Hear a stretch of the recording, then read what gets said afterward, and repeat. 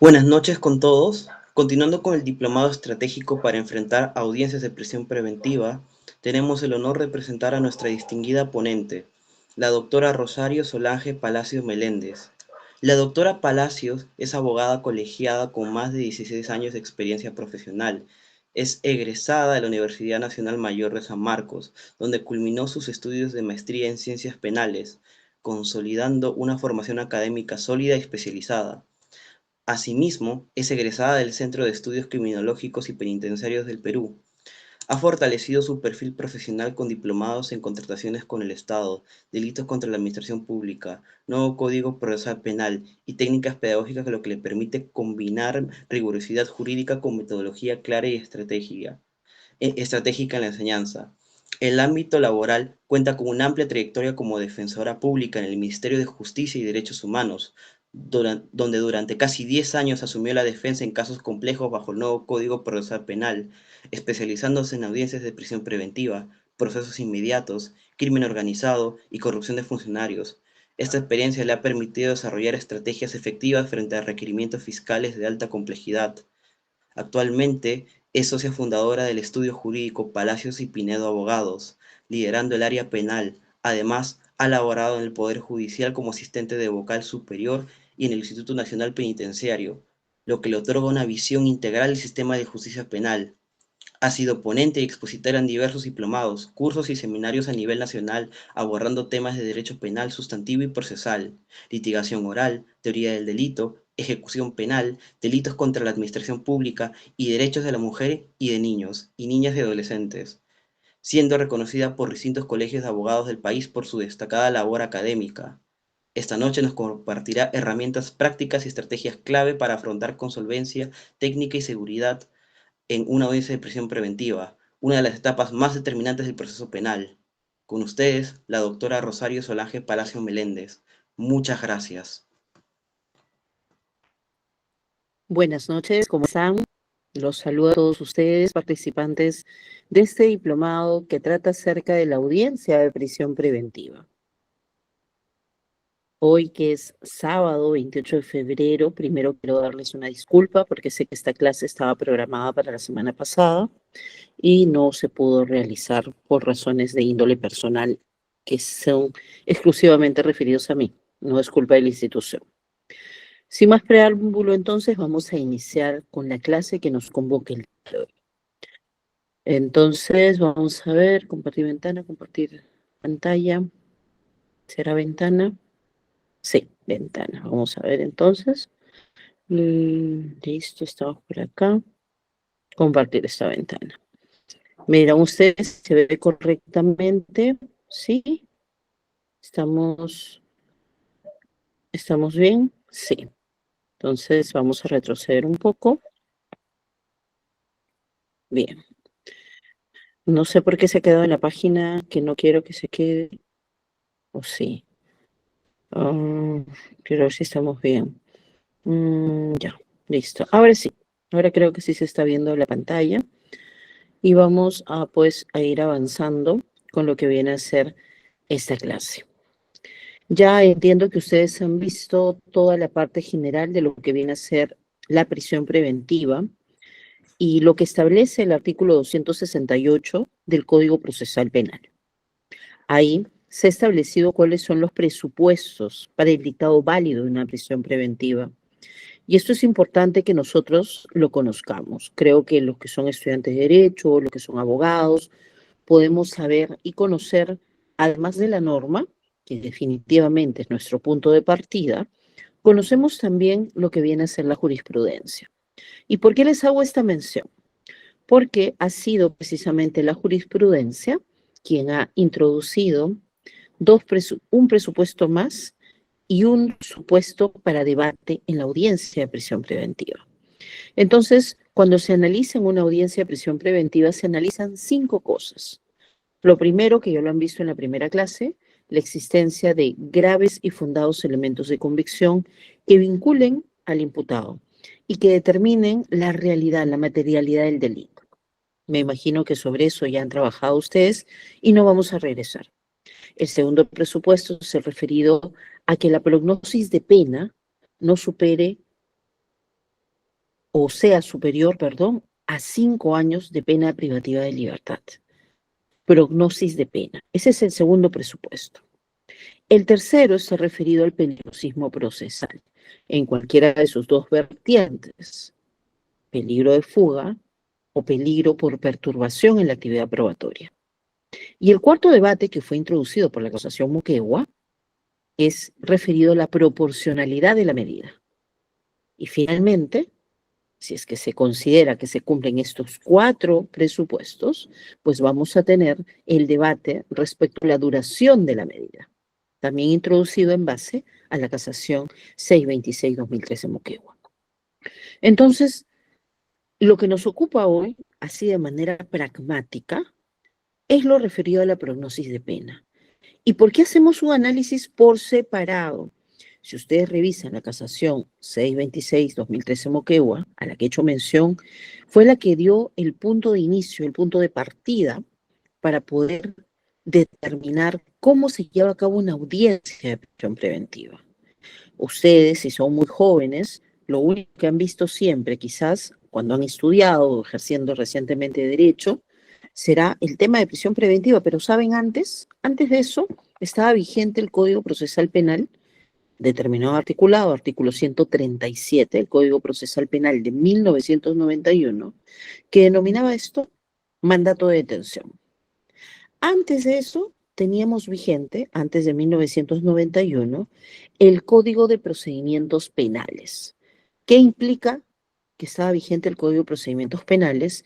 Que allí el juez instructor, que ahora ya no existe con el Código Procesal Penal, este juez instructor lo que hacía era establecer cuando le llegaba una denuncia formalizada, cuando el fiscal formalizaba su denuncia, lo que hacía era pensar para sí en sus adentros, sin debate alguno, más que su conciencia, si dictaba o no la apertura del proceso penal con mandato de detención o sin mandato de detención. No era necesaria audiencia. Entonces, cuando se da la vigencia del Código Procesal Penal y se establece un artículo 278 con requisitos que cumplir, esto que se denomina y se le enseña de que se tiene que hacer audiencia, llevó a algunos problemas, porque ¿qué fue lo primero que pasó? Que los jueces no sabían cómo hacer las audiencias de prisión preventiva. Y lo que hacían era que el fiscal oralizaba todos sus presupuestos, los 3 que había hasta ese tiempo, oralizaba todo y después recién ahí se le corría traslado al abogado defensor. Y se le decía, señor abogado defensor, ¿qué tiene que decir respecto a los que ha señalado el fiscal? El fiscal podía pasarse un día entero a veces hablando, cuando estamos hablando de casos difíciles, habrán visto ustedes audiencias de prisión preventiva que no se determinan en un día. Yo en la audiencia de prisión preventiva más larga he estado en una que duró 5 días la audiencia, por el que eran como 15 procesados y cada día debatíamos algo distinto. Ahora mismo acabo de estar en una audiencia hace más o menos 20 días, en la cual un día debatimos graves y fundados, otro día debatimos prognosis de pena, peligro procesal, y otro día debatimos así hemos estado, ¿no? Ahí hemos estado avanzando. ¿Y por qué esta lógica? Ahora, ¿qué estableció la casación 626-2013 Moquegua? Dijo un momentito, por un tema operativo es necesario que el debate de cada presupuesto se haga por separado.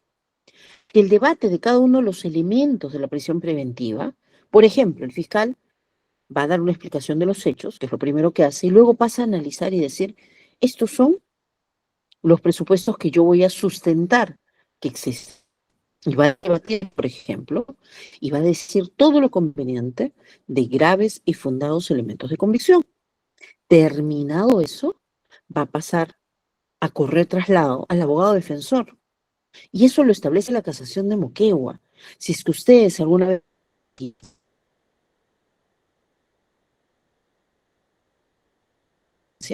y el juez quiere hacer todo de papurreta, puede invocar esa casación por partes, por separado, y se va votando cada uno de los debates. Habrá situaciones en las cuales uno dirá, bueno, no voy a debatir el presupuesto, por ejemplo, el que nos ocupa el día de hoy. ¿Por qué? Porque estaremos ante delitos tan graves que sí o sí va a haber un tema de que la prognosis de pena va a ser, ni aunque hagas todos los malabares que quieras, vas a poder establecer una prognosis de penas inferior a 8 o inferior a 5 años. Entonces, cuando te corran traslado de eso, esta defensa no va a realizar alguna observación, algún cuestionamiento al segundo presupuesto, porque quizás nuestra estrategia de defensa dentro de lo que viene a ser el debate en la audiencia de prisión preventiva va a ser cuestionar otra cosa, cuestionar quizás graves y fundados, cuestionar peligro procesal o la proporcionalidad de la medida, que es el debate constitucional que se hace y que seguramente también ustedes lo van a ver en este diplomado. Pero ¿cuál será entonces la importancia de que se pueda, eh, la importancia de que se pueda debatir este presupuesto? ¿Cuál será? ¿Por qué es necesario que nosotros debatamos esto? ¿Acaso este presupuesto sirve o no sirve debatirlo? ¿Sirve o no sirve conocer sobre determinación judicial de la pena? Y aquí yo quiero hacer referencia a la fe de ratas del Acuerdo Plenario Extraordinario 2-2024. Y esto ya es un poquito más adelante, vamos a revisarlo al detalle y vamos a ver que este acuerdo plenario ha tenido que poner como criterio jurisprudencial vinculante que los jueces deben utilizar los criterios de determinación judicial de la pena para cuando se analice el tema de prognosis de pena en prisión preventiva. Yo tengo por ahí un artículo que escribí, bueno, un ensayo que escribí para la maestría, recuerdo, sobre prognosis de pena. Me acabo de recordar, según ustedes, al final de este curso, yo se lo voy a pasar acá a los amigos de Kelsen para que se lo compartan. Y he desarrollado este criterio, ¿no? La Corte Suprema, y por ahí lo tengo un poco analizado, a razón de un curso que llevé de procesal penal, o fue de medidas cautelares. Me dicen que se escucha un poco entrecortado. A ver, me dicen si sigue así, porque yo no tengo acá problema de señal. Igual, si no me cambio Te con el escucho bien, celular que doctora. tiene mejor. Igual, si no me cambio con Listo, el mira. celular que tiene. Quizás es la Listo. señal de Quizás ustedes. es la señal Gracias, para Luis. ustedes. Gracias, Luis. Continuamos entonces. Continuamos entonces. Entonces hablaba Entonces hablaba un micro. un Ahora micro. sí. Entonces estábamos hablando acerca de la importancia, ¿no?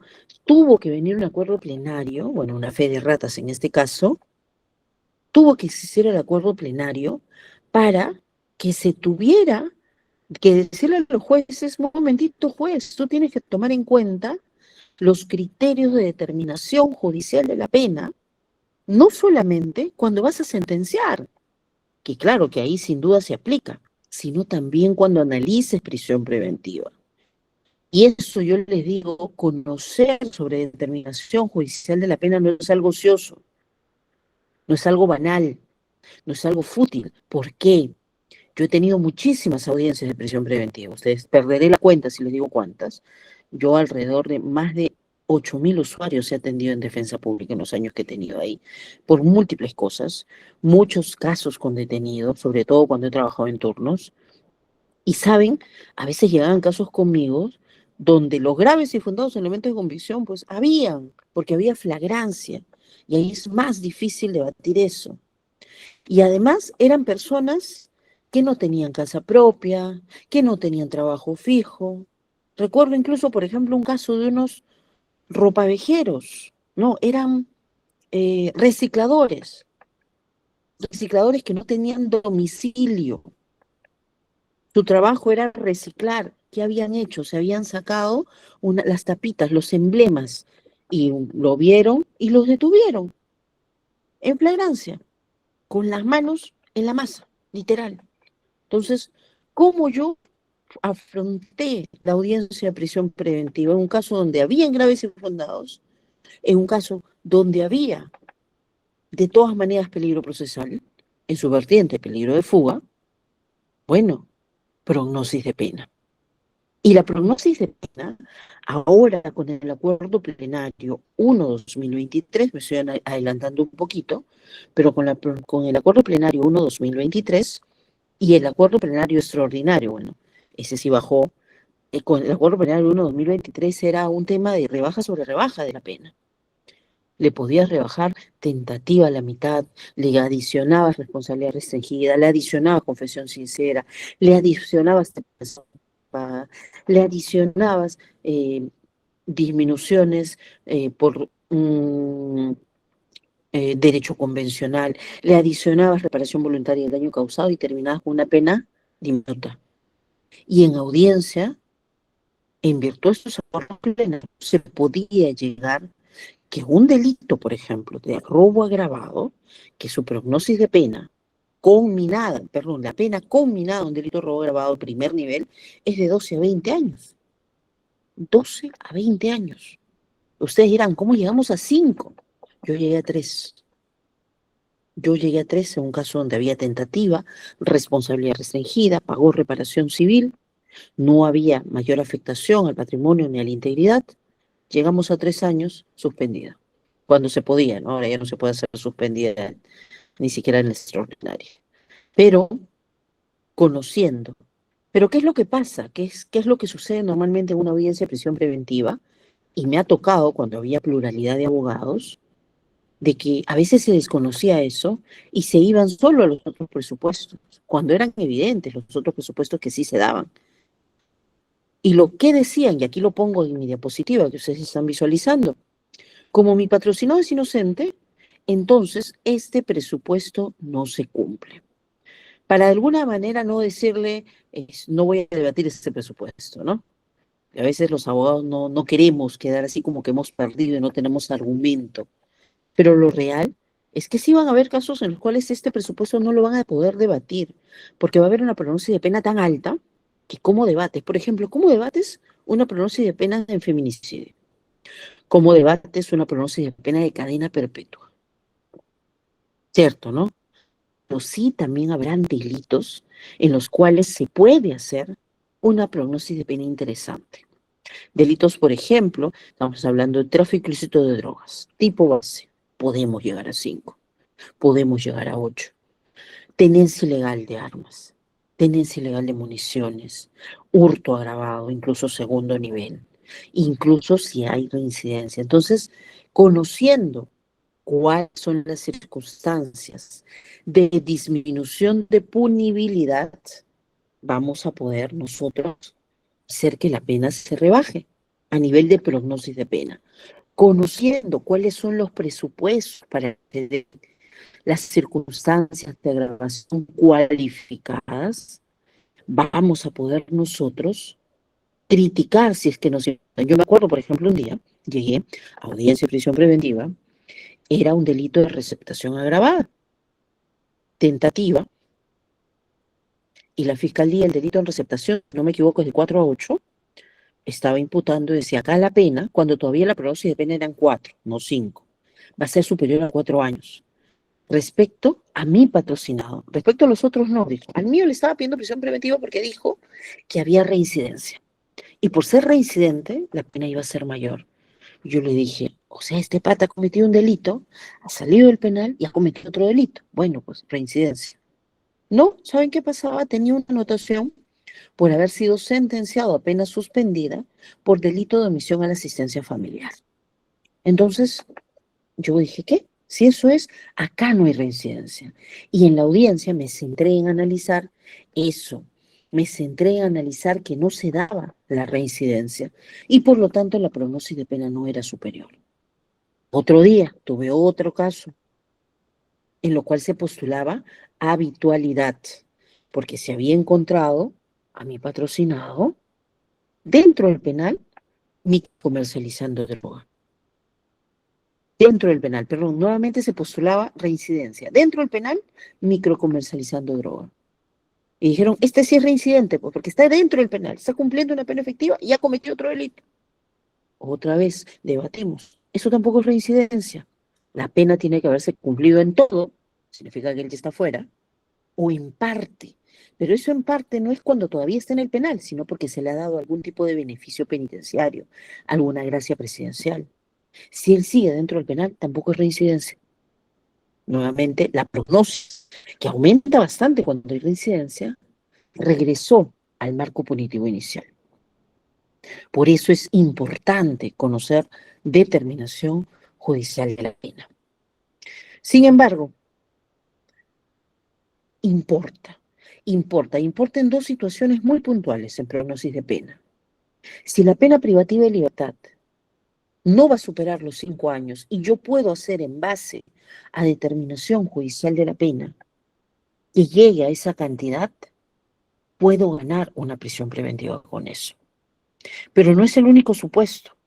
El decreto legislativo 1585 estableció un supuesto de aplicación excepcional de la suspensión de la ejecución de la pena. Y la casación 626 Moquegua, 626-2013 Moquegua nos dice, no es proporcional en sentido estricto dictarle una prisión preventiva a alguien a quien en el futuro se le va a dictar una pena suspendida. Y el Código Penal regula dos tipos de pena suspendida, la ordinaria y la extraordinaria. La extraordinaria ha sido incluida recién en el año 2023 con el decreto legislativo 1585. La ordinaria te exige que la gente no sea reincidente ni habitual, que la pena no supere los 5 años y que haya una prognosis de conducta favorable futura. Y nos pone determinados delitos que, aunque cumplan estos tres presupuestos, por ley no acceden a pena suspendida. Por ejemplo, las agresiones físicas o psicológicas contra la mujer o integrante del grupo familiar del 122B del Código Penal, que tienen pena diminuta, pero no hay pena suspendida ahí. Determinados delitos de corrupción de funcionarios. Vamos a delitos sexuales. Hay delitos que están excluidos. Robo agravado, por ejemplo, que están excluidos aunque se cumplan los presupuestos. Y lo mismo pasa con la suspensión extraordinaria de la ejecución de la pena. Por regla, si la pena supera una determinada cantidad, va a ser efectiva. Pero el decreto legislativo 1585 nos dijo, si es que el agente es primario, primera vez que comete un delito, si es que tiene menos de 25 años, si es que tiene buena prognosis de comportamiento futuro favorable, y si es que la pena a imponerse en prognosis no supera los 8 años, y no está en los delitos prohibidos, obviamente, eso es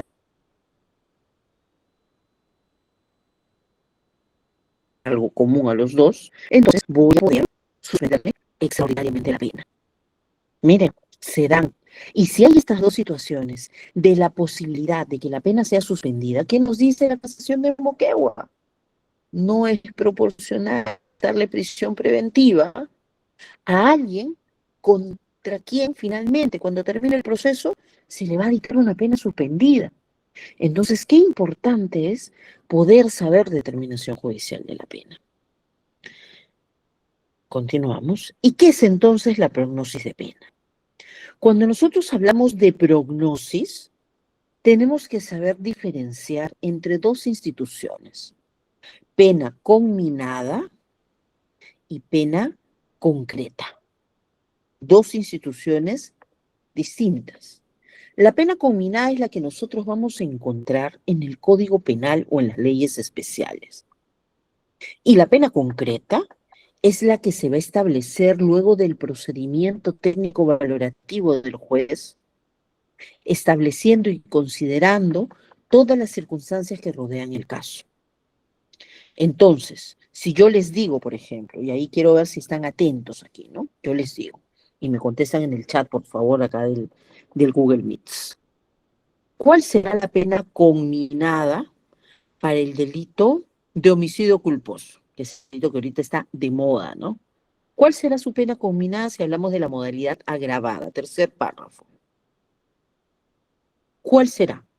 Pena conminada, ojo. A ver, vamos a ver si hay por ahí. Pena combinada. ¿Cuál será? Los leo en el chat. Gracias, Jefferson. De 4 a 8 años. De 4 a 8 años. Esa es la pena combinada, porque está en el Código Penal. Si alguien les pregunta, pena combinada, Código Penal. Van a ver que a veces el Código Procesal Penal habla de prognosis. Pero cuando no habla de prognosis, cuando habla de pena nada más, se refiere a pena combinada.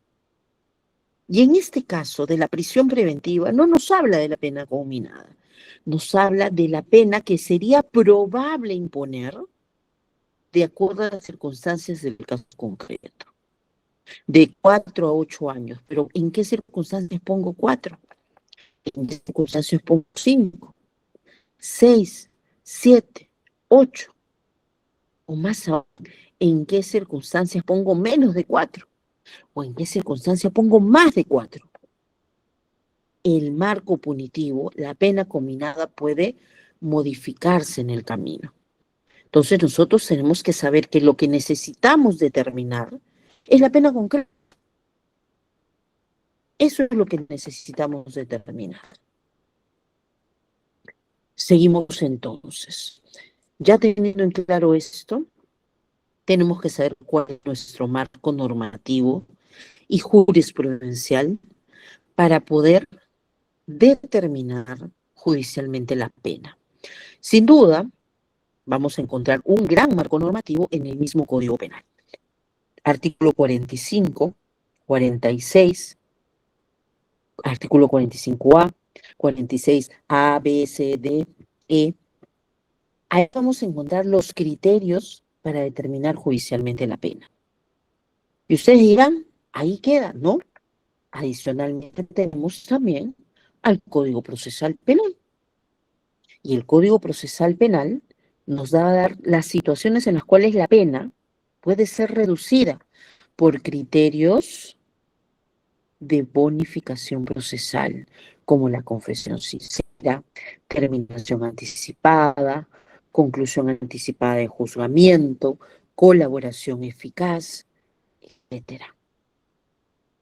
Pero también vamos a tener situaciones en las cuales no vamos a encontrar en el Código Penal, no vamos a encontrar en el Código Procesal Penal y tendremos que acudir al derecho convencional, como ha sucedido con lo que ya conocemos como un criterio de reducción por bonificación procesal convencional, el derecho al plazo razonable, que ahora reduce pena también cuando transcurre demasiado tiempo en la sustanciación de tu proceso, corresponde una rebaja de pena. Y eso ya se estableció. Estuvo en debate que se pueda poner también de manera vinculante como derecho convencional el interés superior del niño. Sin embargo, salió publicado y hubo un paso hacia atrás. Eso no significa que no se pueda aplicar, que se hace, pero ya no es vinculante. Hay jueces que lo aplican, hay jueces que no lo aplican y el contenido que le dan es distinto en cada juez. Entonces, ahí tenemos otra fuente para que nosotros tenemos que conocer.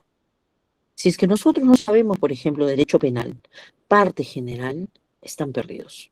Para determinación judicial de la pena, no les basta tener calculadora. Es más, la calculadora no sirve para hacer determinación judicial de la pena. Porque nosotros trabajamos con meses y días. No trabajamos con fracciones. Le va a conocer más saber derecho penal. Por ejemplo, tienen que saber en la tentativa. Tienen que saber diferenciar los casos donde son delitos de resultado o delitos de mera actividad. Tienen que saber diferenciar un error de prohibición vencible e invencible. Tienen que saber diferenciar cuándo se está ante un cómplice primario, cómplice secundario o autor. Tienen que saber qué significa un concurso aparente de leyes, un concurso ideal, un concurso real. ¿Qué es la reincidencia? ¿Qué es la habitualidad? ¿Cuáles son sus presupuestos? ¿Qué es el delito continuado? ¿Qué es el delito masa? Si ustedes no conocen esos conceptos, van a terminar cometiendo errores en torno a la determinación judicial de la pena. Yo sé que esta clase no va a ser suficiente, ¿no?, para poder conocer cada uno de esos conceptos, como lo operativo en determinación judicial de la pena, referido a prognosis de pena en una audiencia de prisión preventiva, pero yo los insto a que amplíen conocimiento en Derecho Penal Parte General, porque eso va a enriquecer su debate, eso va a marcar la diferencia con otros abogados que solamente se han leído el código o solamente se han leído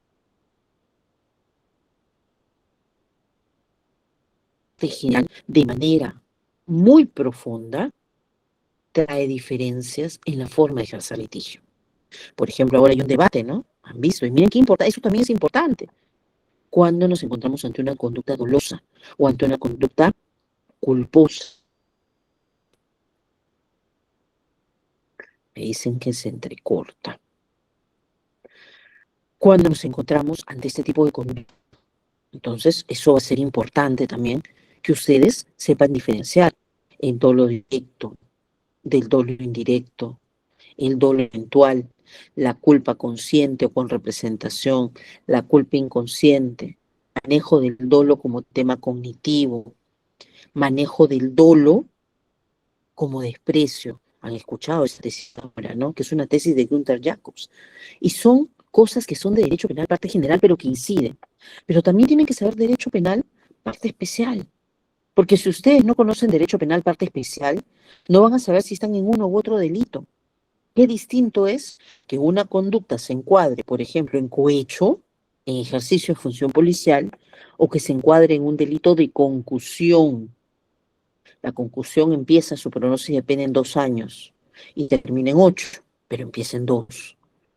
El cohecho más arriba y termina en 8 igual, y va a cambiar la situación. Tenemos que saber, por ejemplo, en qué delitos son de encuentro, para que no se apliquen agravantes genéricas que no corresponden. Todo esto es derecho penal parte general, parte especial. Y si nosotros no estudiamos eso, vamos a nuestra audiencia nada más con una calculadora. Y eso es lo más equivocado que puede existir. Vamos a continuar entonces. Después de eso tenemos, y aquí nos vamos a detener un poco, porque ustedes ven que son bastantes diapositivas. Yo no pretendo acabar con todas las diapositivas el día de hoy, porque es bastante información, pero quiero dejarles las bases de lo que ustedes pueden seguir escarbando.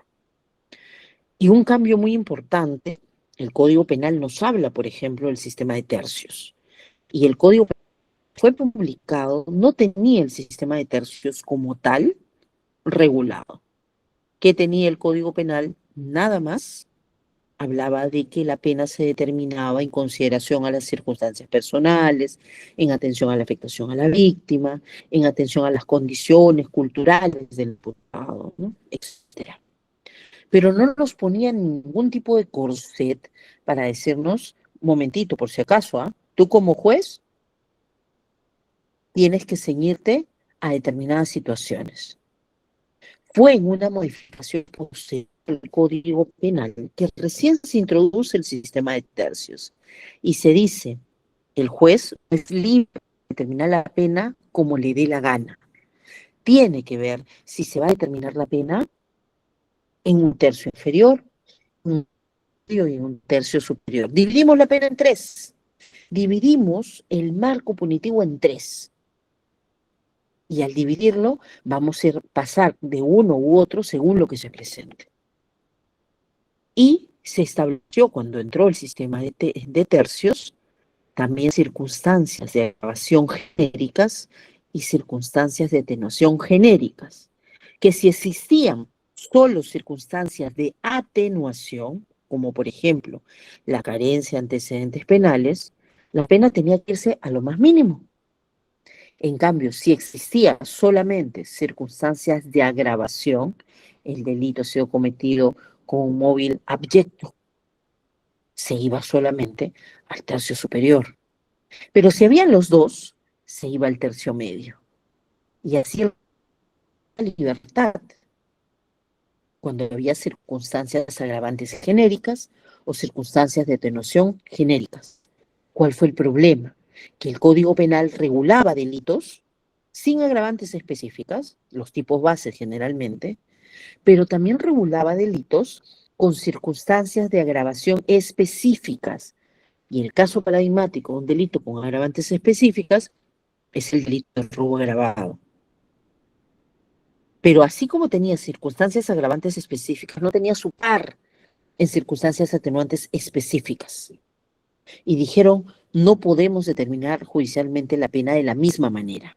Y eso dio pase precisamente a la adopción del Acuerdo Plenario 1/2023, que es el acuerdo plenario que marca la pauta de establecer la dosimetría penal en base a dos sistemas diferenciados.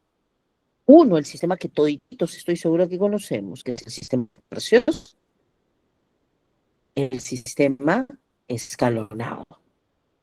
Tercios y escalonado. Con el sistema de tercios, dividimos el marco punitivo entre tres. Sencillo, ¿no? Y tenemos que diferenciar cuáles son, cuándo se presentan circunstancias agravantes genéricas o atenuantes genéricas, para pasar de uno u otro tercio. Eso quedó claro. ¿Y qué pasaba en el sistema escalonado? Vamos a también dividir el marco punitivo, pero ya no tomando en consideración agravantes o atenuantes genéricas, sino que vamos a dividir entre la cantidad de agravantes específicas que tenga el tipo penal establecido. Por ejemplo, el robo agravado tiene 9 específicas. 9. No modificado, lo vamos a tener de 12 a 20 años. Antes eran 8, era más fácil hacer esa división en sistema escalonado. Cuando eran 8, dividíamos entre 8, 8 entre 8, un año cada escalón. Y vamos a ir sumando conforme en las agravantes. Por ejemplo, un robo agravado durante la noche, en concurso de 2 o más personas, con uso de arma de fuego. 3 agravantes. La pena mínima tendrá que ser 12, 13, 14, 15 años.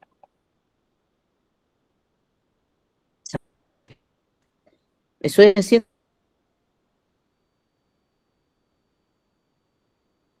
así, a mano alzada, sin calcular, porque eso se hace la operación aritmética.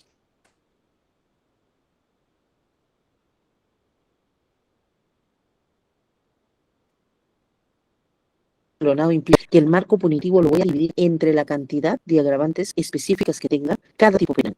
Y van a hacer caso donde encuentren 3 agravantes específicas. Y ustedes dirán, voy a dividir entre 3, volví al sistema de tercios. No, porque ahí no va a mandar las circunstancias de relación genéricas o atenuación genéricas. Lo que va a mandar son las agravantes específicas existentes. Y ese acuerdo plenario lo primero que nos dice es eso. Hay 2 sistemas de determinación judicial de la pena. Sistema escalonado, sistema de tercios. Yo siempre cuando dicto este curso, porque suelo hacer talleres sobre determinación judicial de la pena, yo los invito a todos mis alumnos, agarren su código penal, un día que estén aburridos, en vez de entrar al TikTok, agarren su código penal, ¿y qué van a hacer? Revisen artículo por artículo. Y tengan 2 plumones, 2 resaltadores, una naranjita, uno amarillito. Naranjita será tercios, amarillito será escalonado. Y hagan el ejercicio, artículo por artículo, pero además párrafo por párrafo. Porque puede ser que un mismo artículo tenga un primer párrafo con sistema de tercios, o un mismo artículo tenga su segundo párrafo con escalonado. Por ejemplo, el delito de agresiones físicas a la mujer o integrantes de grupo familiar. El primer párrafo. ¿Alguno tiene su código penal a la mano? Espero que sí, porque nosotros no pertenecemos al sistema anglosajón, que se basa en la costumbre. Nosotros tenemos un sistema romano-germánico que se basa en derecho escrito y que manejamos códigos. Y además tenemos principios de legalidad. Alguno tenga su código. Artículo 122b. ¿Qué sistema operativo yo aplico ahí, por ejemplo? Eso es algo básico. Saber diferenciar los sistemas operativos según el tipo penal. Primer párrafo. Y hagan el ejercicio. Plumón amarillo. Y después que han hecho, cada día avanzan 5 artículos. van a acabar en algún momento. Piensen que están jugando Candy Crush, ¿no? Los que están en el nivel 1835. Miren, si han podido llegar a ese nivel de Candy Crush, pueden ustedes. ¿Quieren stalkear a su ex? No lo hagan, agarran su código y empiecen a darse cuenta. Y pónganse con los amigos, porque van a encontrarse en situaciones en las cuales van a decir, porque ustedes dirán, pero doctora, recontra facilito, agarro mi código, voy a ver un artículo que tenga numeritos. En estas circunstancias, el delito tendrá una pena tal, en las siguientes circunstancias, 1, 2, 3, 4, 5, 6, 7, 8, 9 veces. Ah, acá hay 10 agravantes, doctora, está numerado. Pues doctora, facilito, me está mandando a hacer un ejercicio por las puras. A ver, artículo 111, homicidio culposo. ¿Encuentran numeritos ustedes en el tercer párrafo? Los que tienen código penal a la mano van a ver que no hay numeritos. Y sin embargo, ese artículo se determina en base al sistema escalonado.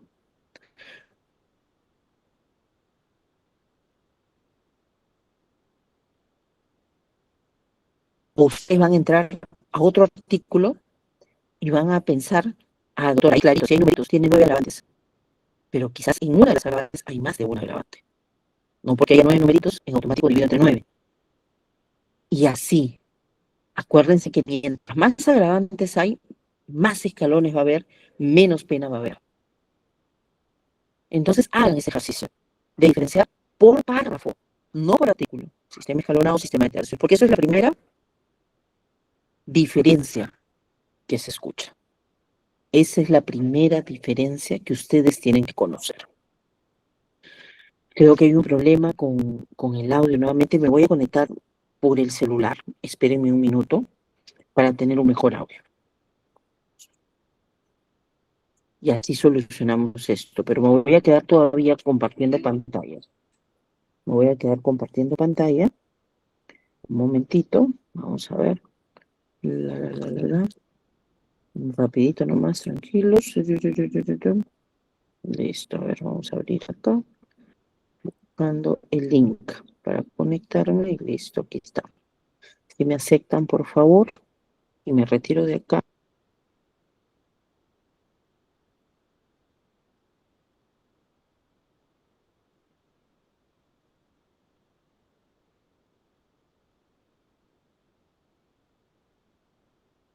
Bueno, continuamos por aquí.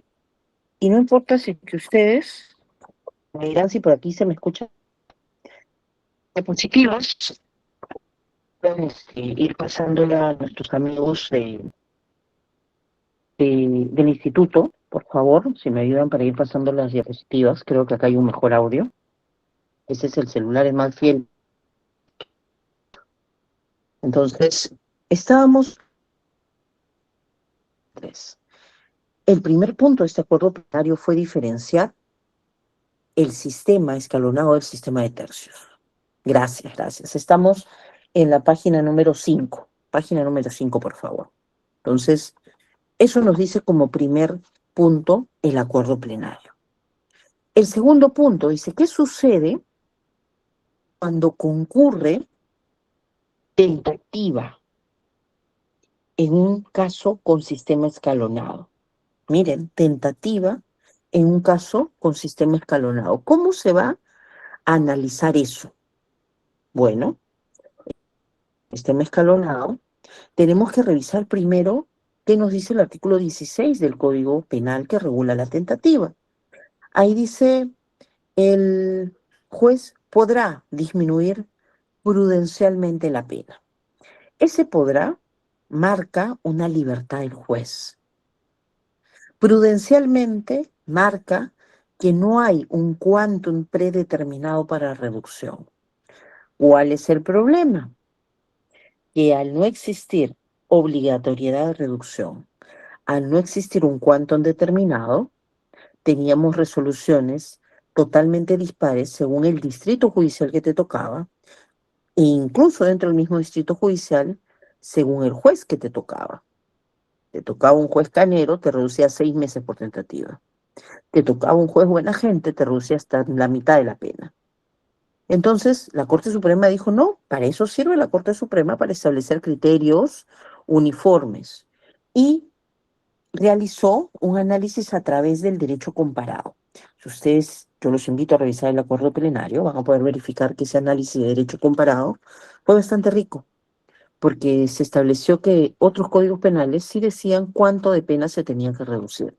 Y a la solución que llegaron es a reducir la cantidad de pena referida a la mitad.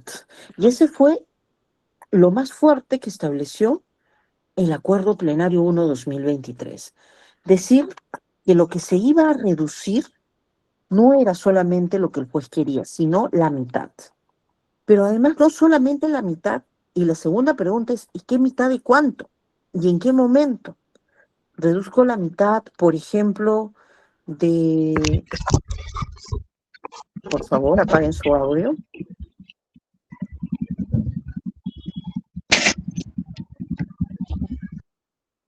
Gracias.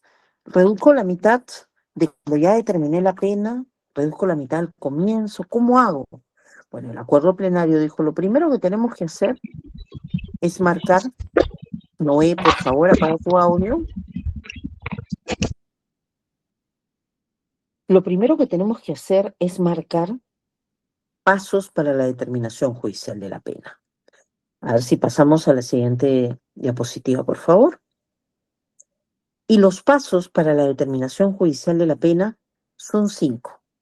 Y lo tenemos que conocer antes de ver el tema de la tentativa, que fue el segundo tema que se analizó en el acuerdo plenario 1/2023. Primer paso, marco punitivo inicial. ¿Cuál es mi pena abstracta? ¿Cuánto dice el Código Penal que corresponde aquí de pena? Eso es nuestro primer paso, identificar correctamente.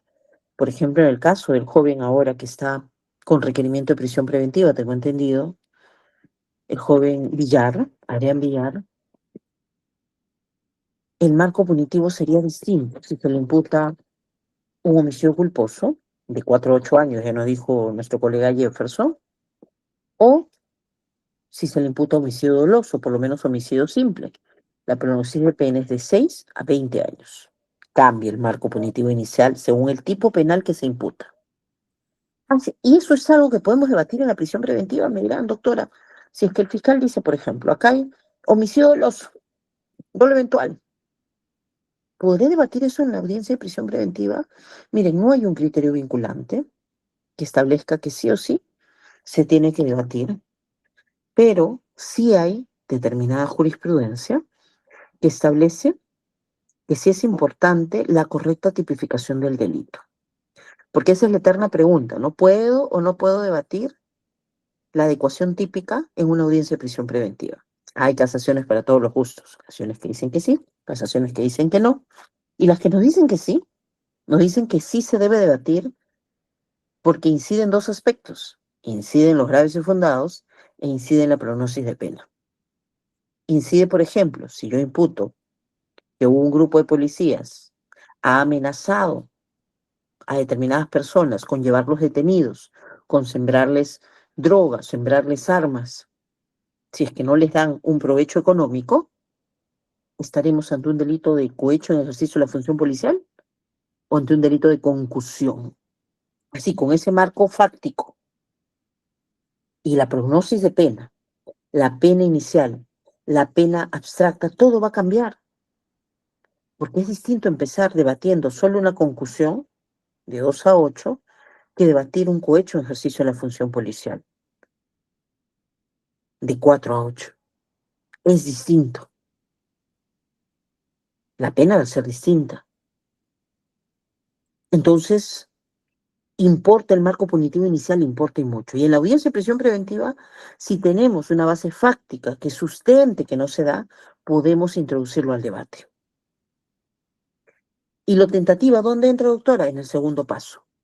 Van a ver ustedes que el segundo paso es la modificación del marco punitivo. ¿Cómo modificamos el marco punitivo? El marco punitivo inicial, la pena abstracta, puede aumentarse o puede disminuirse. Aumento o disminuye. Y ahí viene el tercer problema del Acuerdo Plenario 1/2023. ¿Cómo aumenta o disminuye? ¿En qué orden? Y dice, no, primero agravamos, luego reducimos. y se pone en el acuerdo plenario un caso de robo agravado, que después ha sido dejado sin efecto con la fe de ratas del acuerdo plenario 2/2024, pero el ejemplo valió cuando salió el acuerdo plenario 1/2023. Y ponen un caso de un joven que ha cometido el delito en grado de tentativa, pero además hay reincidencia.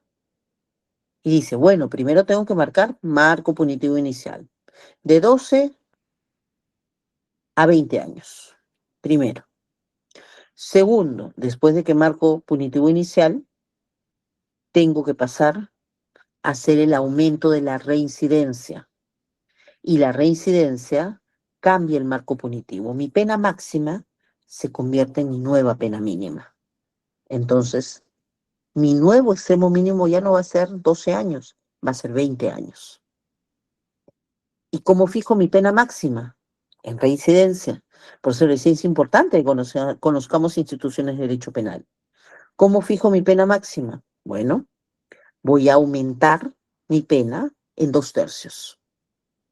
Y ahí saldría más o menos 33 años, 4 meses. Aprox. Mi nuevo marco punitivo modificado va a ser de 20 años a 33 años y 4 meses. Y modifiqué como segundo paso el marco punitivo. Pero en el marco punitivo, como les decía, puede ir hacia arriba, pero también puede ir hacia abajo. Y ahí aplicamos tentativa. Con el acuerdo plenario 1/2023 que nos dijo la tentativa reduce la mitad, ese es el momento de reducir.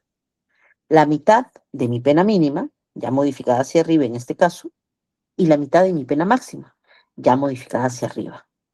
De tal forma que si era de 20 a 33, 4 meses, si es que había tentativa, será de 10 a 15 años y 2 meses. Nuevo marco punitivo modificado. Y ahí tenemos el segundo paso.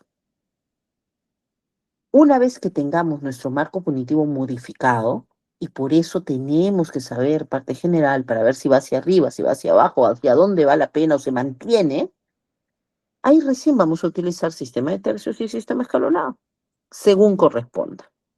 Allí recién nosotros vamos a aplicar el sistema. Regresamos a la anterior diapositiva, por favor. Entonces, la tentativa, que es algo que tomó en cuenta este acuerdo plenario, la tentativa es algo que se analiza como segundo paso. ¿Pero qué más dijo este acuerdo plenario? Ya fijamos la tentativa. Ahora vamos a ponernos a ver que también el Código Penal establece otro supuesto de disminución prudencial de la pena. Por ejemplo, el cómplice secundario. Se le reducirá prudencialmente la pena. Responsabilidad restringida. Se le reducirá prudencialmente la pena. Siempre el tema por ahí. ¿Pero cuánto? Este acuerdo plenario dijo, en todos estos casos vamos a reducir en razón a 1/3 de la pena.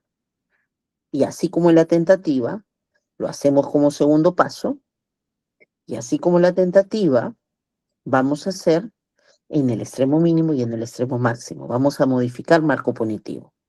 Por ejemplo, si tenemos un delito de hurto agravado, que la pena es de 3 a 6 años, hurto agravado de primer nivel, 3 a 6 ha sido cometido este hurto agravado en concurso de 2 o más personas durante la noche, tenemos 2 agravantes. Entonces, pero una de las personas tenía 18 años al momento de cometer el hecho delictivo. Como tenía 18 años, mi marco punitivo inicial, que es de 3 a 6 años, se tiene que reducir en 1/3 en cada extremo por la responsabilidad restringida. En lugar de ser de 3 a 6, será de 2 a 4. Modificamos marco punitivo. Y recién ahí le aplicamos el sistema que corresponde, que sería el sistema escalonado.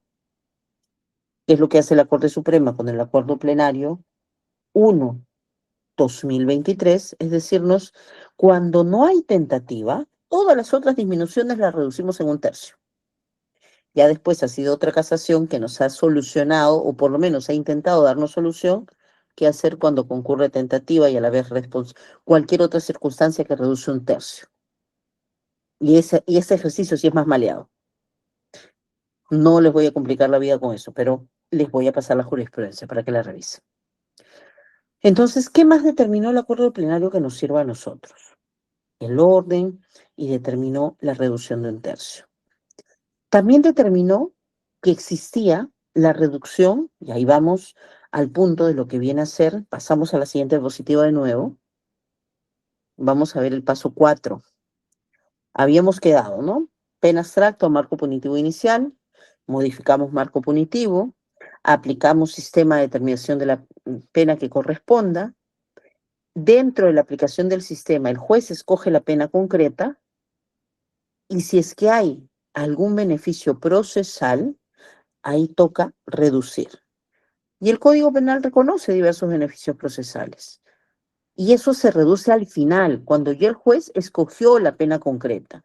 Por ejemplo, la pena sería de 2 a 3 años y el juez dijo, en base al sistema de tercios, es entre 2 a 3 años lo que le quede el límite. Y el juez escogió, bueno, le voy a poner 2. Ya, sobre ese 2 se le aplica la bonificación procesal. Eso es lo que establece el Acuerdo Plenario 1/2023. Pasos para determinar la pena. Y cuando establece eso, además dice, vamos a introducir un criterio de bonificación procesal más, la vulneración al plazo razonable. Interesante, ¿no? Cuando un proceso demora mucho, pues lo que corresponde es que se tenga que reducir la pena también. Y la reducción va a ser a razón de 1/4 de la pena. Miren, es bastante. A razón de 1/4 de la pena. Si una pena, por ejemplo, y me ha pasado, delitos sexuales, terminan en 20 años, con beneficio de bonificación procesal, queda en 15 años. 5 años menos, no es poco. No es poco, sobre todo que son delitos que no tienen beneficios penitenciarios. Entonces, regresamos a la diapositiva anterior. Este acuerdo plenario 1/2023 fijó eso, pero nos dejó interrogantes. Nos dejó, por ejemplo, ¿qué pasa o en qué supuestos estamos ante el supuesto de reducción por retardo judicial? ¿Cuándo podremos hablar? ¿Se demora 1 mes, 2, 3 meses, 1 año, 2 años, 3 años? ¿Cuánto tiene que durar el proceso?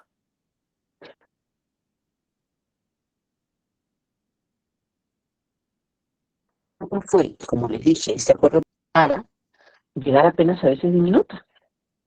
Y dijeron, ¿cómo se va a reducir la mitad de la pena de tentativa en todos los casos?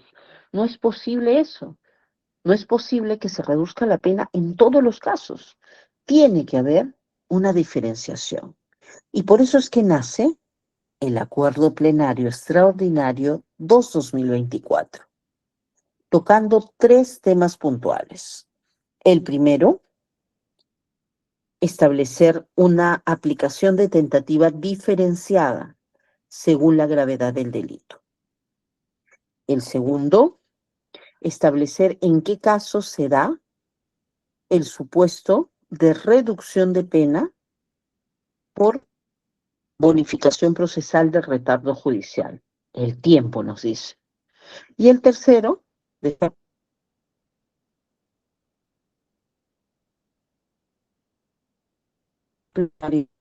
prisión preventiva. No solamente cuando pongan la pena. Vamos a quedarnos en los 2 primeros porque el tercero ya lo hemos mencionado y desarrollado. Establece entonces el Acuerdo Plenario del 2/2024 que van a existir delitos especialmente graves, delitos graves y delitos menos graves. ¿Y cómo los va a determinar en base a pena abstracta, en base a pena conminada? Miren, entonces ahí nos sirve el criterio de pena conminada. Y nos dice, si la pena es mayor a 15 años, será un delito especialmente grave. Si la pena es mayor a 8 años, hasta 15, será un delito grave. Y si la pena es menor de 8, será un delito menos grave. Con esta diferenciación nos dice, cuando estemos ante un delito menos grave, sí podemos reducir la mitad en cada extremo. Cuando estemos ante un delito grave, solo podremos reducir 1/3 de la pena. Y cuando estemos ante un delito especialmente grave, solo vamos a poder reducir hasta 1/6 de la pena. Diferencia, mire. Y esto quedó bastante claro. Esto quedó bastante claro de que si una pena era mayor a 15 años, bueno, pues solo reduce 1/6. Y así. Pero ¿cuál fue el problema ahí? Y hay un problema, ¿no? Esos 15 años nos han dicho pena concreta. ¿Ser extremo mínimo o ser extremo máximo? La lógica nos indica que debe ser extremo mínimo, pero la Corte Suprema, con la fe de ratas de ese acuerdo plenario, varios meses después de que se publicó, dijo, vamos a especificar, y ahí está por eso la fe de ratas citada, vamos a especificar que nos referimos al extremo mínimo, siempre extremo mínimo. Pero con la fe de ratas, no solamente se corrigió eso, porque la fe de ratas supuestamente corrige errores materiales, errores numéricos. Lo que hizo fue modificar el acuerdo plenario extraordinario. Porque ahí teníamos, si la pena era mayor a 15 años, delito especialmente grave. Si la pena es mayor a 8 años, delito grave. Pero con la fe de ratas ya no dijeron mayor, dijeron mayor o igual. Mayor o igual. Y yo les digo, delito de tenencia ilegal de armas, ¿será un delito grave o especialmente grave o menos grave? Según el acuerdo plenario extraordinario 2/2024, era un delito menos grave, porque la pena mínima era 8 años. Según la fe de ratas, es un delito grave. Por eso yo les digo, esta fe de ratas no solamente corrigió temas numéricos, introdujo. Y pasó lo mismo, hay delitos que tienen como pena mínima 15 años, feminicidio, por ejemplo. Y el feminicidio, según el acuerdo plenario, sin fe de ratas, sería un delito grave nada más, porque no era mayor a 15 años. Con fe de ratas, sí fue mayor a 15 años. Entonces ahí vemos un cambio sustancial también, un cambio importante. Y eso es lo primero que se analiza en el acuerdo plenario extraordinario 2/2024. Luego, el segundo punto es el tema del retardo judicial. Y ahí diferencian. Primero, si estamos ante un caso con reo en cárcel o estamos ante un caso con persona en libertad, que no sufrió jamás ninguna privación de su libertad.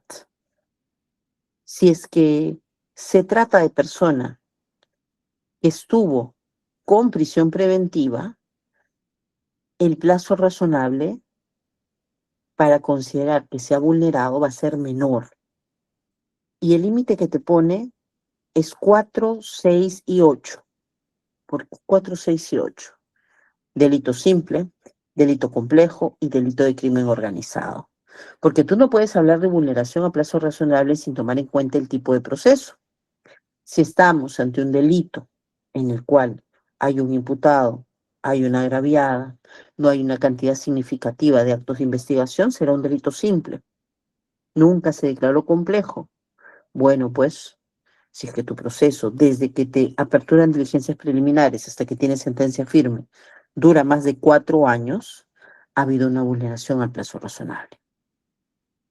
En cambio, si estamos en delito complejo, proceso complejo, perdón, desde que te aperturan diligencias preliminares hasta que te sentencian firmemente, ha pasado más de 6 años, estamos ante una vulneración del plazo razonable. Crimen organizado, desde que te formalicen en diligencias, desde que te aperturan diligencias preliminares hasta que te sentencian, sentencia firme, han pasado más de 8 años, hay vulneración al plazo razonable. Siempre y cuando la persona en algún momento haya sido privada de su libertad. Sin embargo, al final, ya estoy por acabar para dar paso a las preguntas, tranquilo, ahorita vamos a dar paso a preguntas. Sin embargo, si es que no hubo privación de libertad, lo que va a suceder es que los plazos son más largos. Proceso simple, 6 años tiene que ser, más de 6 años para que hables y apliques la reducción de 1/4 de pena. Proceso complejo, 8 años, y proceso de crimen organizado, 10.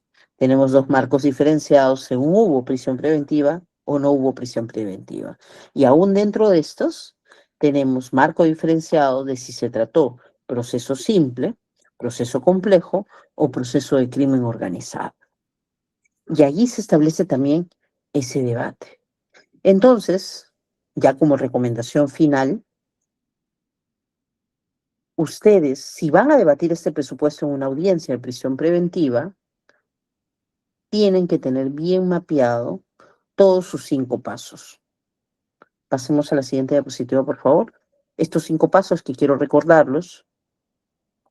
Decidir, atrás de eso, por favor, decidir los 5 pasos para la determinación judicial de la pena. Si es que voy a debatir el delito imputado que ha dicho la Fiscalía, porque eso puede modificar mi marco punitivo inicial. Verificar si es que hay circunstancias que van a agravar la pena o la van a disminuir sustancialmente. Tercer paso, saber qué sistema operativo corresponde. Cuarto paso, determinar pena concreta en base a circunstancias personales del imputado. Y paso 5, ver si se da algún tipo de bonificación de carácter procesal para hacer la última reducción. Porque hasta eso es algo que el juez tiene que valorar al momento de hacer la prisión preventiva, de hacer ese debate de audiencia. Tienen que llevar su información ordenada, tienen que hacer la verificación. Si pueden, hagan diapositivas.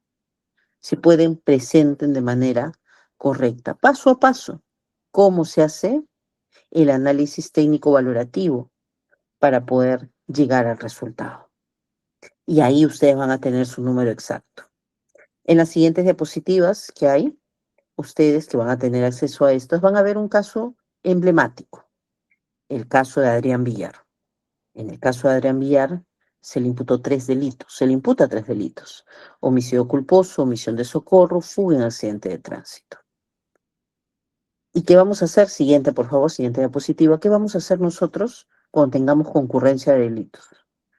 Siempre tenemos que, como paso primero, descartar el concurso aparente de leyes. Y luego de que hemos descartado si todavía concurren varios delitos, tenemos que determinar qué tipo de concurso hay. Si hay concurso ideal o si hay concurso real. Porque según escojamos uno u otro, la pena será distinta. El concurso real, las penas se suman y hay que pasarle un doble criterio de validación. En el concurso ideal, se escoge la pena más grave y se agrava cada extremo en 1/4. Siguiente, por favor. En este caso concreto, siguiente, ahí está el concurso real, concurso ideal, de Adrián Villarrojas. El homicidio culposo se tiene que determinar de manera autónoma. E incluso el fiscal podría cambiar la tipificación y decir que es un delito de homicidio doloso. Pero igual, sea culposo, sea doloso, se trata de manera autónoma porque fue una conducta previa a lo que fue la fuga de accidente de tránsito y la omisión de socorro.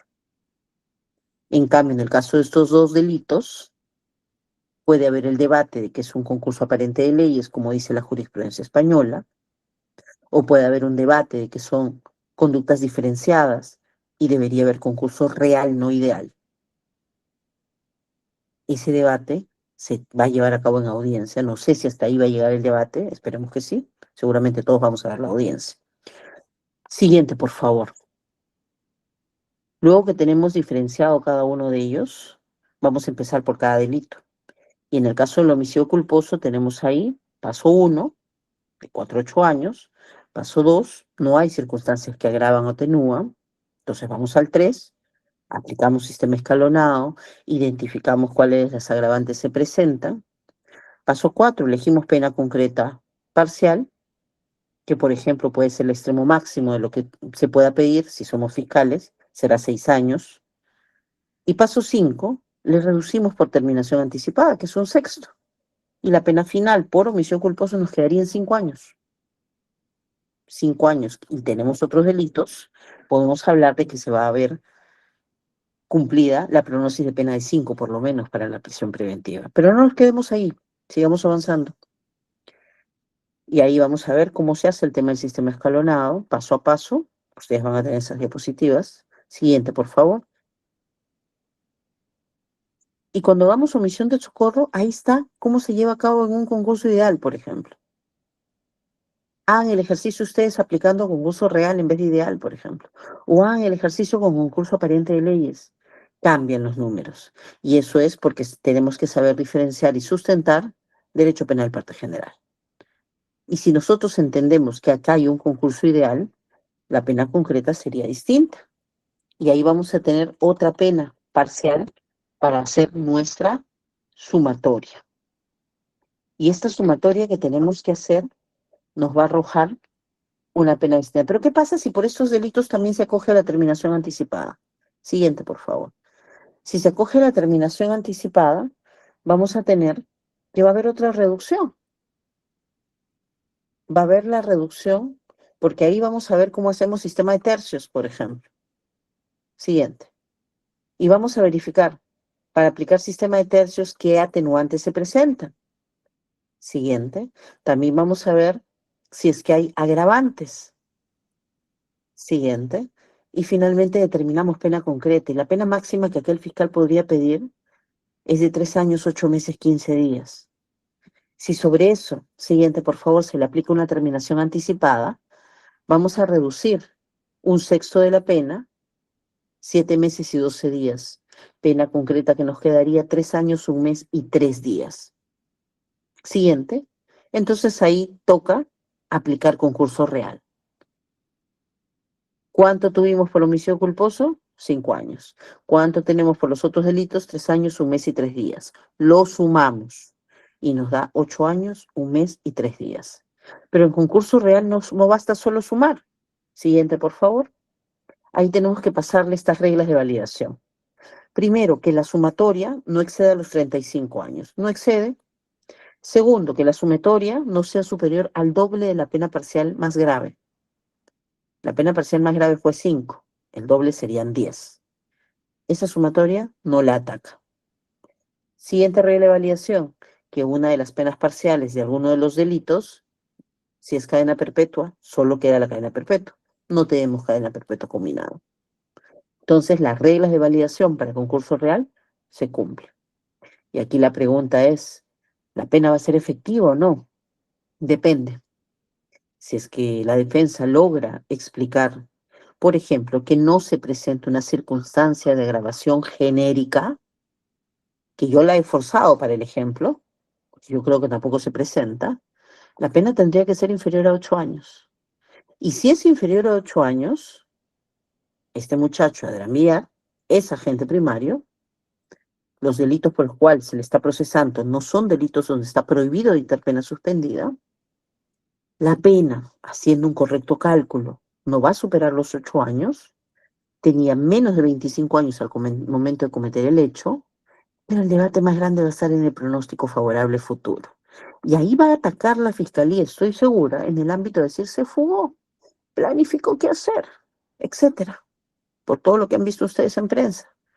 Y tendremos que, bueno, tendrá el abogado que reconducir el debate, tendrá que reconducirlo a decir que el pronóstico favorable futuro no es por lo que uno planifica ahí, sino realmente este muchacho, ¿cuándo será la siguiente vez que tome el volante? ¿Le quedarán ganas después de esto, de agarrar un carro? Mire, ya ha pisado cárcel. Yo sé que una comisaría, unidad de tránsito, no es tan bravo como de Pincre, como comisaría normal, y mucho menos como un penal. Pero, ¿no será que este muchacho, así como su abogado iba diciendo, es un muchacho deportista, supongo que está estudiando, quizás en la universidad, tiene un trabajo, puede quitársele el brevete para siempre, se le puede poner reglas de conducta estrictas de que siquiera maneja el carro y se le revoca la pena suspendida? Sin embargo, este debate va a tener que llevarse en audiencia, a nivel procesal, a nivel probatorio, y no solamente en la audiencia del juicio, sino se puede debatir en prisión preventiva. Y seguramente, más allá de los peligros procesales, que yo creo que no hay tanto que debatir, El mayor debate mañana o pasado que sea la audiencia debería ser en determinación judicial de la pena. Ahí tiene que ir el debate. Graves y fundados, no hay duda, creo, ¿no? Peligro procesal, invertiente, perturbación de actividad probatoria, hay también. Nos queda prognosis de pena. Nos queda prognosis de pena. Y siendo, pues, en este caso, abogados del diablo, podríamos llegar a 8 años. Ya lo otro es referido a otras posibilidades de grito electrónico que no se da aquí, pues, no se da en temas de prognosis de pena. Y beneficio, bueno, si finalmente le dan una pena efectiva. Entonces, como ven, estimados colegas, el tema de la prognosis de pena es un tema muy rico. Ya concluimos con eso las diapositivas, por favor. El tema de la prognosis de pena es un tema muy rico, es un tema que tenemos que conocer determinación judicial de la pena, si no, no vamos a hacer estos ejercicios, no vamos a poder debatir esta situación.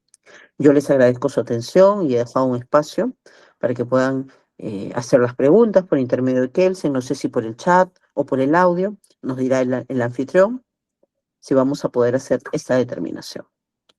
Muchísimas gracias.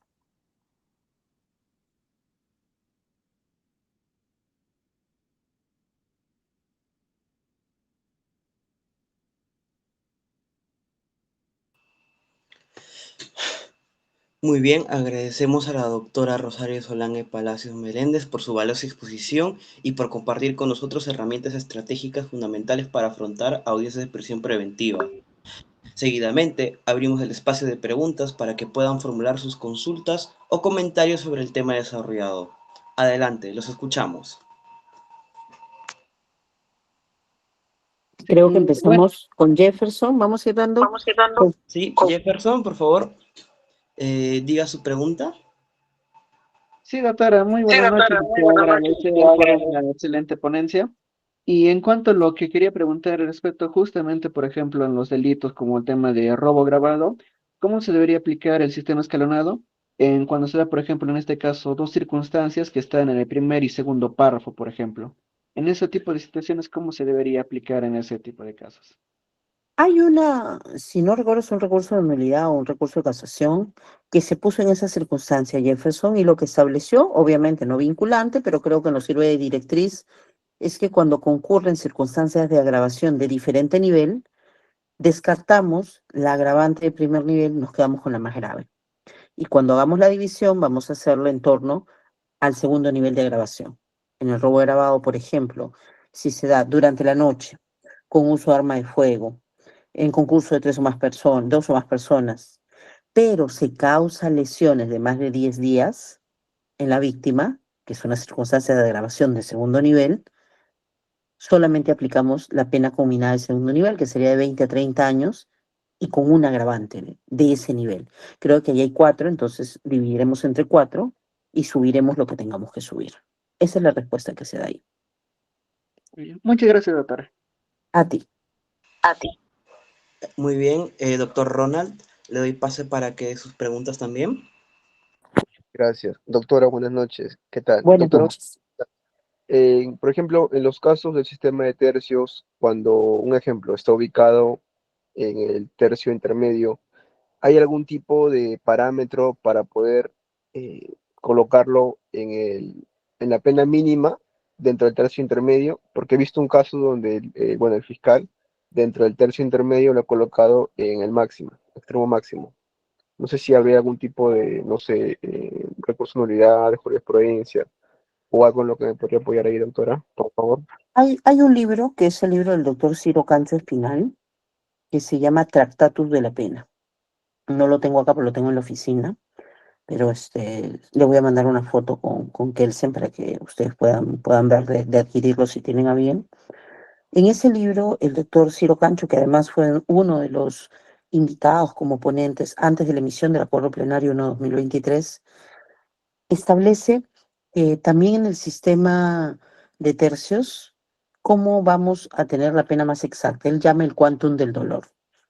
¿Cómo llegamos a una pena más exacta? Dividiendo también, haciendo una especie dentro del sistema de tercios, una especie de sistema escalonado. ¿En qué sentido? De que, por ejemplo, imagínense que son 8 agravantes genéricas, creo, 8 a 10 que están en el Código Penal, y atenuantes un poquito más, o al revés, ¿ya? Y dividimos, y cada uno va a tener un puntaje. Por ejemplo, mientras más atenuantes hay, más me voy a un lado. Mientras más agravantes hay, más me voy al otro extremo, ¿no? La idea es que haya una predictibilidad, porque a veces sí, pues el fiscal dice, es sistema de tercio y me voy a lo máximo, cuando es un agravante nada más que se presenta. Entonces acá lo que indicaría es que sí, me quedo en el tercio medio, pero si solo hay una agravante genérica, debo quedarme al comienzo, como si fuera un mini sistema escalonado. En cambio, si hay varias agravantes genéricas, me voy inclinando más y más. Si queremos ser más exactos, eso es lo que propone el doctor Ciro Cancho, entonces yo creo que es un criterio rector que puede servir, ¿no? Gracias por tu pregunta. Gracias, doctora. Muy bien, le doy pase al doctor Marcos para que realice su pregunta. Sí, muy buena noche, doctora. Excelente posición. Gracias. Doctora, mi pregunta sería el tema del sistema de tercio por el delito de tocamientos. Ya. Este sucedió en el mes de febrero de 2023. Ya van casi 2 años y todavía sigue en la investigación. También en investigación preliminar. Y mi pregunta sería al imputado, ¿no? En esta etapa, doctora, que se encuentra en investigación todavía. Eh, Se le puede todavía presentar un escrito ya que son 2 años, al fiscal del Ministerio Público para el tema de una terminación anticipada. Si estás en diligencias preliminares todavía, no vas a poder aplicar todavía terminación. Si es que ya está formalizado, sí. Una vez formalizado, puedes pedir incluso hasta etapa intermedia, puedes pedir terminación anticipada. Y eso, por ejemplo, va a posibilitar una reducción de pena de un sexto, ¿no? En tema ya en el quinto paso, como hemos visto, ¿no? Reducción procesal. Bien, doctora, gracias. Gracias a ti. Le doy paso al doctor Ronald para que reformule una pregunta. Sí, doctora, disculpe, una última pregunta. Sí, Respecto a, claro. en la audiencia de prisión preventiva, cuando hay algún pedido de terminación anticipada, ¿debe haber algo concreto respecto a ello? ¿O basta solamente con que el abogado lo invoque para que el juez le dé la razón? Normalmente cuando los jueces para aplicar esa reducción se guían, no hay un criterio, no hay una casación, no hay recurso de nulidad, no hay una ley, pero en la práctica judicial, en mi experiencia, he visto que los jueces se guían de lo que ha declarado, por ejemplo, el imputado, ¿no? Si el imputado ha declarado y ha dicho sí, acepto los cargos, por ahí no ha habido un tema, o incluso en la misma audiencia, ¿no? Porque puede ser que haya guardado silencio, pero en la misma audiencia dice, bueno, yo soy arrepentido, acepto los cargos.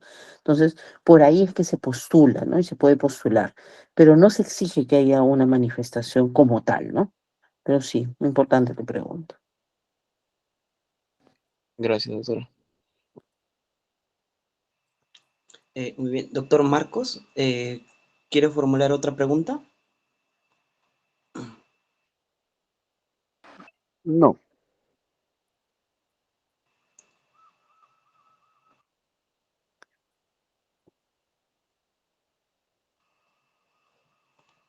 Ok. Eh, Agradecemos profundamente a la doctora Rosario Solange Palacios Meléndez por su brillante participación y valioso aporte académico que nos ha brindado esta noche. Asimismo, extendemos nuestro reconocimiento a los participantes por su interés y activa intervención, que enriquece este espacio de forma especializada. De esta manera, damos por concluida la presente sesión del Diplomado Estratégico para enfrentar audiencias de prisión preventiva, reiterando nuestro compromiso con la capacitación continua y el fortalecimiento técnico en el ejercicio profesional. Muy buenas noches y muchas gracias con todos. Buenas noches. Buenas Cuídense. noches. Oye, Enter. Uy, buenas noches, doctora. buenas noches.